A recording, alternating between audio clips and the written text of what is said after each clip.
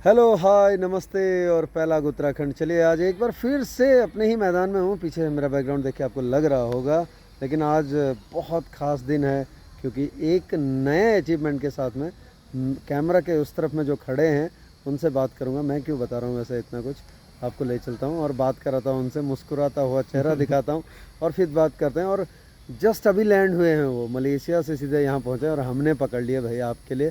तो किस कोर्स के लिए गए थे, क्या था वहाँ पर, कितने दिन रह के आए, पहले ये जानते हैं। फिर मेरे प्रश्न होंगे, जवाब उनके होंगे।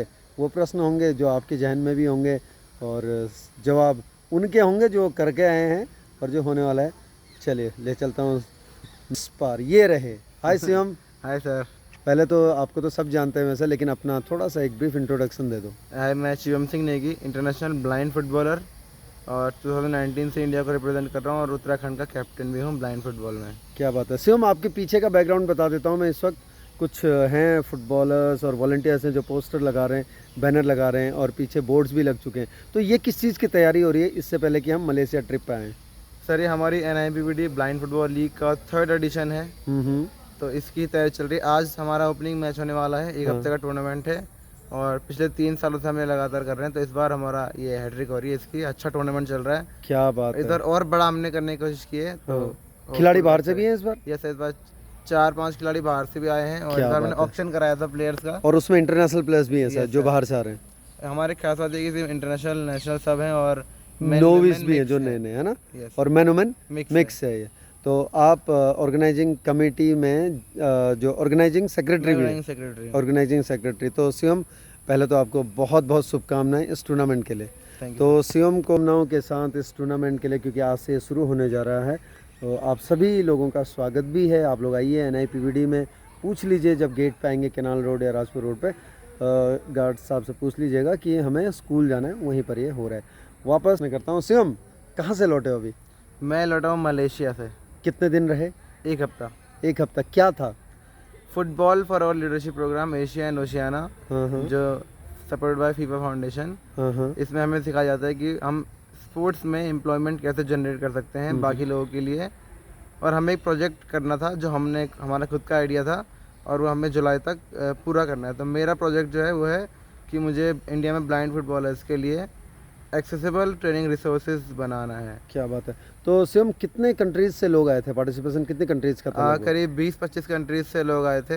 क्या बात है। और कितने बहुत लोग सारे थे लगभग? पैरालंपियंस से, इसमें अच्छी बात ये है। तो बहुत लोगों से मिले जो अपने नेशनल टीम के लिए खेलते हैं, CP में, विजुअल इम्पेयरमेंट में और मस्कुलर डिस्ट्रॉफी में, अलग अलग डिसेबिलिटी के कई सारे लोग आए थे, पैरालंपियंस वगैरह और स्पेशल ओलंपिक खेले हुए हैं। क्या बात है।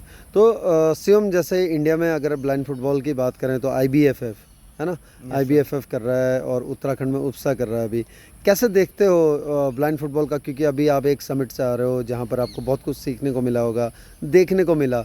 इंडिया का ब्लाइंड फुटबॉल पे अगर बात करें तो कैसे देखते हो, कहाँ हैं हम लोग? सर, मेनली ये एडमिनिस्ट्रेशन से रिलेटेड था। हाँ बिल्कुल तो बिल्कुल, बात करूँगा क्योंकि मैं उसी पे बात करना चाहता हूँ। उन्होंने हमें सिखाया और जितना हमें अपने यहाँ तो पता है, तो उस हिसाब से हमें कई सारी चीज़ें इम्प्रूव करने की ज़रूरत है अभी। चाहे वो फंडिंग को लेकर, हमें क्यों फंडिंग नहीं मिलती, वो उसके रीजंस हमें पता चले कि हम कहाँ मिस कर रहे हैं। हाँ, कहाँ मिस कर रहे हैं, कहाँ हमें फंडिंग के लिए जाना चाहिए और कहाँ हम नहीं जा रहे हैं, कौन है जो स्पेशली स्पोर्ट्स को सपोर्ट करते हैं लोग, और क्या एडमिनिस्ट्रेशन में हमें चेंजेस करने होंगे ताकि हमारी एसोसिएशन अच्छी हो सके। और शिवम, आज मैं सिर्फ एडमिनिस्ट्रेटिव उस पर बात करूंगा क्योंकि आप जिस कोर्स के लिए गए हो, लीडरशिप कोर्स था जहाँ पर आप लोग सीख रहे हैं। शिवम, कितना ज़रूरी होता है, क्योंकि आप इंटरनेशनल फुटबॉलर भी हैं, ब्लाइंड फुटबॉलर भी हैं, और कितना ज़रूरी होता है एक जो गवर्निंग बॉडी है, यानी कि यहाँ पर जो बोर्ड्स हैं, है ना, बोर्ड मतलब जो फेडरेशंस हैं, उनका प्लेयर से साथ में रहना, या किस तरह से दोनों की बॉन्डिंग ज़रूरी है और क्या रिजल्ट्स ला सकते हैं? हाँ सर, सबसे पहली चीज़ तो ये कि दुनिया में सभी एसोसिएशंस में जो लोग मैनेज कर रहे हैं, ज़्यादातर लोग उस गेम के हैं ही नहीं। ये तो वो तो पॉलिटिशियंस हैं या फिर बिजनेसमैन हैं, ऐसे हैं।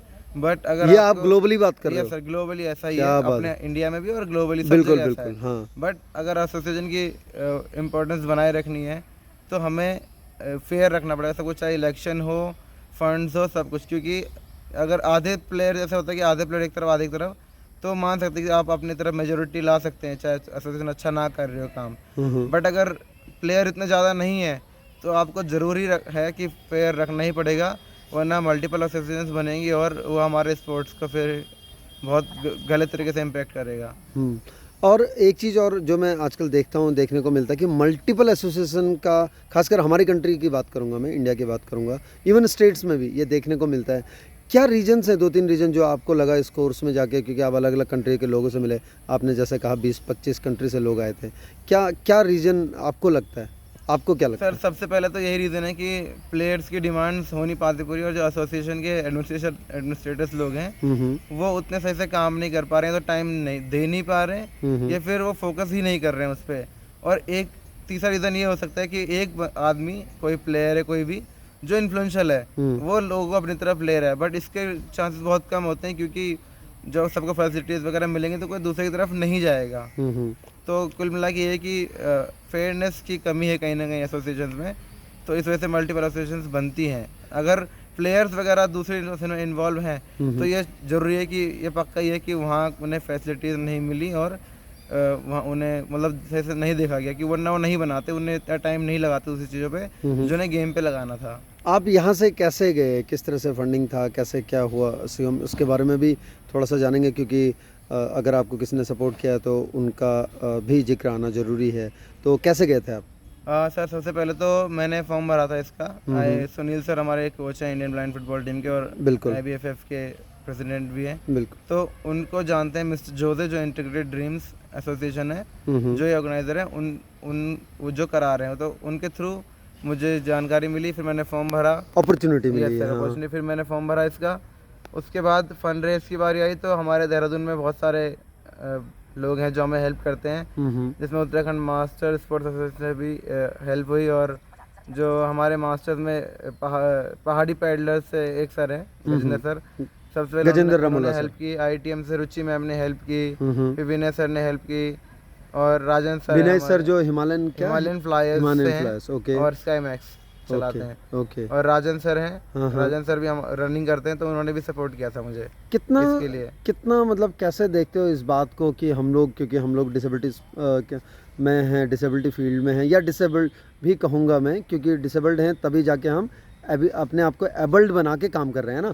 तो किस तरह से पैरा स्पोर्ट्स की अगर बात करें, तो पैरा स्पोर्ट्स और बाकी लोग जो शहर का सपोर्ट मिलता है दूसरे लोगों से, उससे आपको क्या लगता है शिवम, उसको कैसे देखते हो?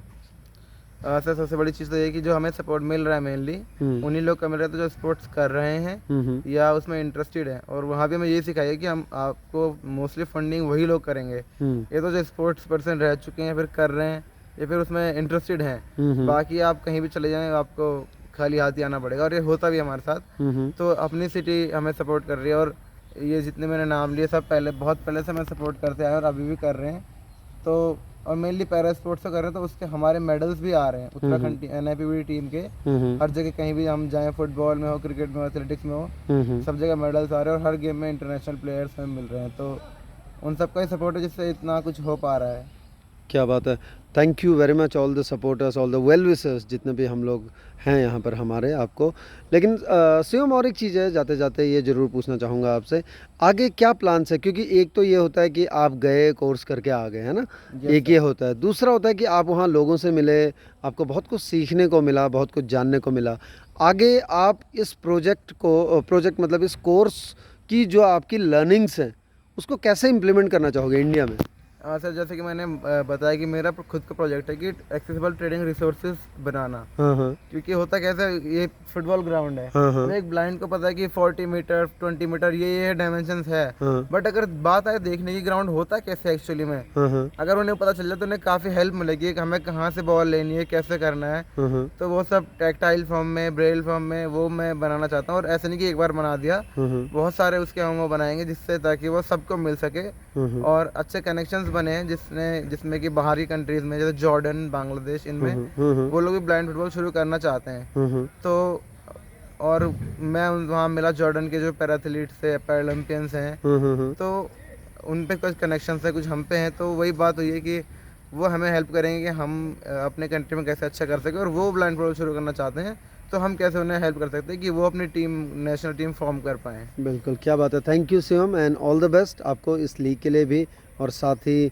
आपको जो जिस प्रोजेक्ट पे आप काम करना चाह रहे हैं, एक्सेसिबल ट्रेनिंग, उसके लिए भी आपको all the best. Thank you sir. तो ये थे शिवम सिंह नेगी जिनसे बात कर रहा था और आप लोगों तक लाने की कोशिश की, उनकी बातों को रखने की कोशिश की। Thank you all the supporters, well wishers. जैसा कि शिवम ने भी कहा कि सपोर्ट होना बहुत ज़रूरी है और हम लकी हैं कि हमारे शहर में, देहरादून में पैरा स्पोर्ट्स को सपोर्ट करने वाले बहुत लोग हैं। बट ये अगर एक साथ आ जाए और कॉरपोरेट सेक्टर से आएगा तो मुझे लगता है सिनेरियो और बदलेगा। हम अपनी तरफ से पूरी कोशिश कर रहे हैं, कोशिश करते हैं कि संस्थान में, क्योंकि ये विजुअली इम्पेयर्ड का प्राइम इंस्टीट्यूशन है, NIE PVD और MSVH में बहुत लोग साथ में रहते हैं। हम लोग 10-12 साल, 14 साल, 15 साल छोटे से एक दूसरे को देखते हैं। तो कोशिश कर रहे हैं कि यहाँ से पैरा स्पोर्ट्स को कंट्रीब्यूट कर सकें स्टेट के लिए, नेशनल के लिए। और अगर आप लोगों का सपोर्ट मिल जाए फिर तो क्या बात है। मेरी बातों पर विश्वास नहीं होता तो शिवम को सुन लेना, शिवम की बातों पर विश्वास कर लेना। बढ़ चढ़कर आगे आइए ताकि हम और आप मिलकर गौरव के पल दे सकें उत्तराखंड को और इंडिया को। चलिए फिर आपको मिलाएंगे किसी से, फिर आपको बातें करवाएंगे, फिर आप तक कुछ जानकारी पहुंचाएंगे। तब तक के लिए ये वीडियो देखो ना यार, और लोगों तक पहुंचाओ। शिवम सिंह नेगी को, मुझे मत पहुंचाओ, शिवम सिंह नेगी को पहुंचाओ और पैरा स्पोर्ट्स को पहुंचाओ।